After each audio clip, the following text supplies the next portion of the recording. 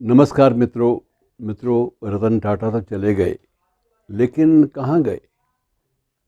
अभी भी लंबी अवधि तक उनके बारे में और उनके पारसी समुदाय के बारे में बड़ी लंबी चौड़ी जानकारियाँ उभर कर सामने आती रहेंगी। और जानकारियों में इजाफ़ा करना हो तो बहुत सारी दिलचस्प बातें हैं जो हमें जीने का सलीका भी सिखाती हैं। मैं एक छोटी सी मिसाल आपको देता हूँ कि ये लोग भारत में कैसे आए थे फ़ारस से। ये भी एक बड़ी दिलचस्प घटनाक्रम का हिस्सा है ये बात भी, कि ये लोग जब वहाँ पर बहुत ज़्यादा इस्लाम का प्रवेश हुआ फ़ारस में, तो उनको बहुत ज़्यादा मुश्किलात का सामना करना पड़ा। उन पर दबाव डाला गया कि तुम लोग इस्लाम धर्म में दीक्षित हो जाओ या फिर यहाँ से भागो।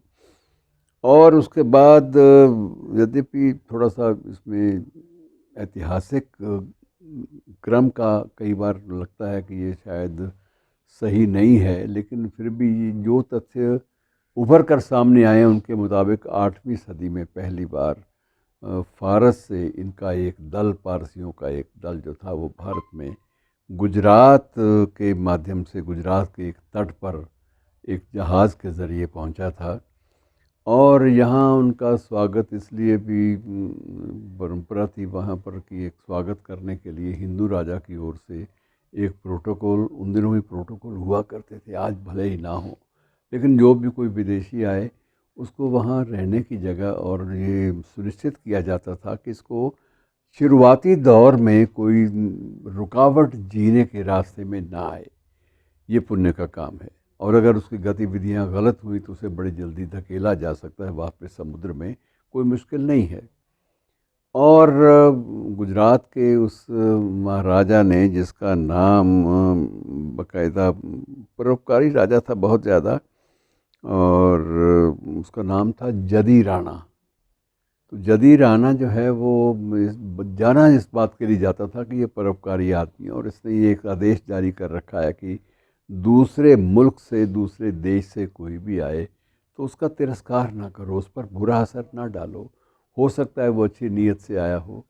और जब पारसियों का प्रवेश हुआ तो पारसी दलों ने शुरुआती दौर में ही राणा के दरबार में आकर गुजारिश की कि हम इस तरह से इस्लाम के जुल्म से परेशान होकर वहाँ से आए हैं, और आपसे इल्तिजा है, आपसे गुजारिश है कि हमें थोड़ी सी जगह दे दीजिए ताकि हम अपना ठिकाना, ठौर ठिकाना बना सकें, और उसके बाद अपनी मेहनत मशक्क़त से ना सिर्फ अपना ही नसीब संवारेंगे बल्कि कोशिश करेंगे कि जिन्होंने हमें शरण दी है उनके लिए भी हम लाभप्रद साबित हों। अब जद्दी राणा बड़ी दुविधा में थे कि एक और दयालु प्रवृत्ति है और दूसरी ओर स्थिति ये है कि यदि इनकी संख्या बहुत ज़्यादा है, यदि इनको शरण देते हैं तो अपने लोग इस बात का गलत अर्थ भी निकाल सकते हैं। और उन्होंने कहा कि हमारे तो पहले ही यहाँ भीड़ भड़क्का ज़्यादा है, यहाँ कैसे आपको मैं कोई जगह दे पाऊँगा। जब तक यहाँ रहना चाहें आप रहें, लेकिन जगह देना मुझे लगता है कि मुमकिन नहीं हो पा रहा।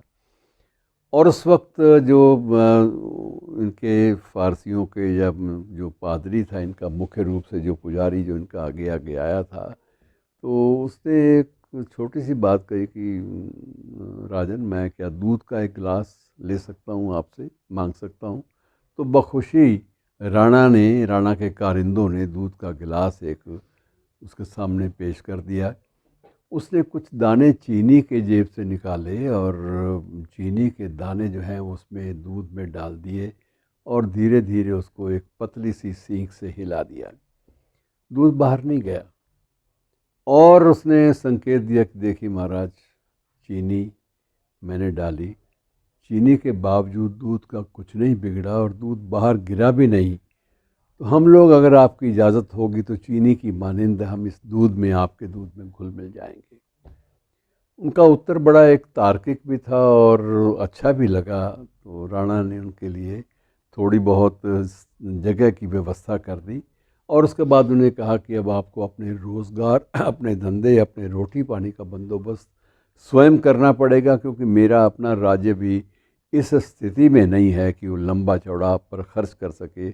और उसके बाद की कहानी मित्रों इतिहास के पन्नों पर दर्ज है कि इस समुदाय ने किस तरह से समय की दीवार पर किस तरह से एक स्वर्णिम इबारत लिखी, एक ऐसी इबारत जिसका सिर्फ लाभ पारसी समुदाय को ही नहीं हुआ, बल्कि वो बाकायदा पूरे के पूरे भारतीय परिवेश, भारतीय समाज को भी उसका लाभ पहुंचा और अब तक पहुंच रहा है। और आइंदा भी व्यवस्था ऐसी है कि इसमें लाभप्रद हमारा देश रहेगा।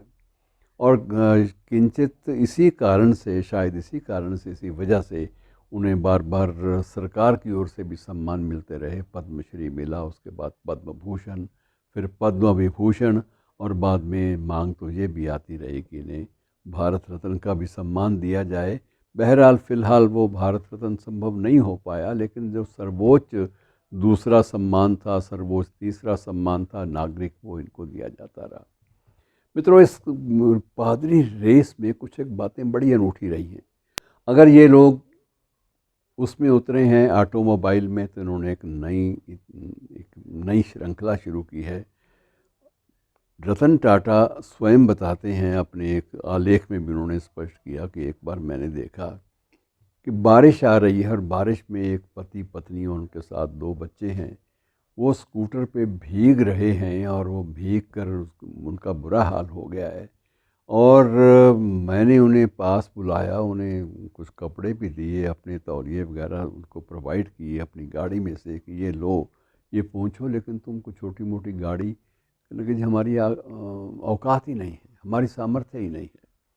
उस दिन इस बंदे ने ख्वाब देखना शुरू किया, सपना देखना शुरू किया कि मैं आम आदमी के लिए भी एक कार बनाऊंगा।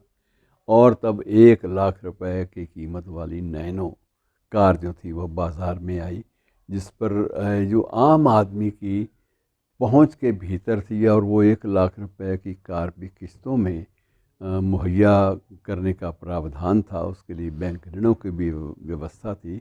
स्वयं टाटा का एम्पायर भी उसमें ऋण दे देता था। सिर्फ वो देखते थे कि ऋणदार लेने वाला जो है वो व्यक्ति विश्वसनीय है या नहीं है, उसके किरदार को देख के ऋण दे दिया करते थे, और ऋण देने के बाद गाड़ी भी मिल जाया करती थी। और सुहृदय इतना मित्रों, जब ये 1984 के दंगे हुए, मैं छोटा सा प्रकरण दे के इस बात को यहीं समाप्त करता हूँ, क्योंकि ये तो किससे ख़त्म होने वाले नहीं हैं। जब 1984 के दंगे हुए तो उस वक्त ज़्यादा तादाद जो थी वो टाटा के ट्रक चलाने वाले सरदारों की थी।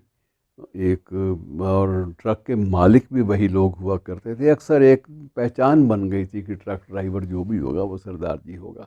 एक आम तौर पे एक प्रचलित कहावत सी बन गई थी। ज़्यादा इस रेस के लोग, इस धर्म के लोग, इस पंथ के लोग ज़्यादा इस तरफ, क्योंकि थोड़ा सा दिलेरी भी होती थी, थोड़ा सा ये भी जोखिम उठाने में माहिर होते थे। लेकिन जब दंगे हुए तो दंगों में सबसे पहला हमला उन्हीं पर हुआ और ट्रक जला दिए गए। घर तो जले ही, लेकिन रोज़गार का साधन भी ख़त्म हो गया। और वो लोग सिर पकड़ के इसलिए बैठ गए कि घर गए, परिवार गए, बहुत कुछ लुट गया, जो कुछ कमाया था वो भी ख़त्म हो गया। लेकिन अब आगे कमाने की जो एक संसाधन, एक तरीका था हमारे पास, तौर तरीका एक ट्रक का, वो भी नहीं रहा। अभी वो निराशा के दौर से उभरे नहीं थे कि 2-3 दिन के बाद ही टाटा सन्स के, टाटा मोटर्स के कुछ एक अधिकारी आए, हाथ में चाबियों के गुच्छे, और आकर उन सभी ट्रक ड्राइवरों को दिए कि ये लीजिए, ये उपहार है टाटा की ओर से, और ये रतन टाटा ने स्वयं भेजा है इसलिए कि आप लोगों ने अब तक अपनी ट्रक की जो क्षमता है, चलाने की क्षमता, उससे इसको एक, टाटा को एक नया नाम दिया है, नई प्रतिष्ठा दी है।